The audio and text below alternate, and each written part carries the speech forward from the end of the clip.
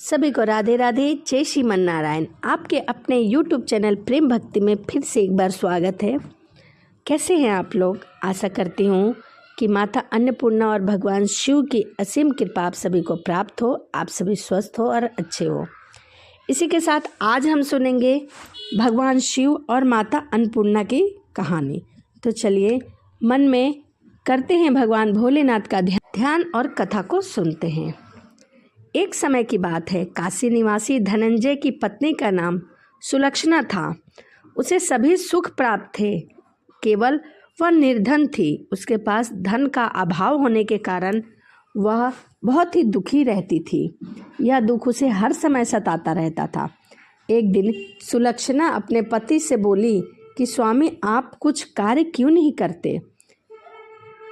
इस प्रकार कब तक चलेगा? सुलक्षणा की बात धनंजय के मन में बैठ गई और वह उसी दिन विश्वनाथ शंकर जी को प्रसन्न करने के लिए बैठ गए और कहने लगे कि हे देवादिदेव महादेव, हे विश्वनाथ, मुझे पूजा पाठ करना कुछ भी नहीं आता, केवल आप पर भरोसा है, इसीलिए बैठा हूँ, आपसे विनती कर रहा हूँ।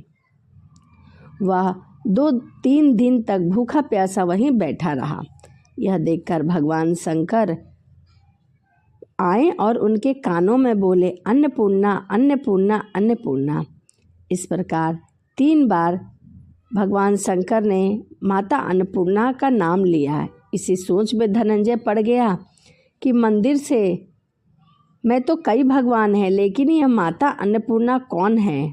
तभी धनंजय एक ब्राह्मण को आता हुआ देखा और उनसे पूछने लगा कि पंडित जी, अन्नपूर्णा कौन है? ब्राह्मण ने कहा कि तू अन्न छोड़कर बैठा है, इसीलिए तुझे हर जगह अन्नपूर्णा सूझ रही है। जा घर जा और घर जाकर भोजन ग्रहण कर। धनंजय घर गया और अपनी स्त्री से सारी बात कह दी। वह बोली, नाथ चिंता मत करो, स्वयं शंकर जी ने आपको यह मंत्र दिया है, वह स्वयं ही आपको राह भी दिखाएंगे। आप फिर जाकर उन्हीं की आराधना करो। धनंजय फिर जैसा का तैसा पूजा में बैठ गया। रात्रि में शंकर भगवान ने आज्ञा दी और कहा, तू पूर्व दिशा में चला जा। वहाँ माता अन्नपूर्णा का नाम जपता हुआ चलता गया। रास्ते में फल खाता, झरनों का पानी पीता, इस प्रकार कितने दिन तक लगातार चलता गया। वहाँ उसे चांदी सी चमकती वन की शोभा देखने को मिली, सुंदर सरोवर देखने को मिला। उसके किनारे कितने ही अप्सराएं झुंड बनाकर बैठी थी।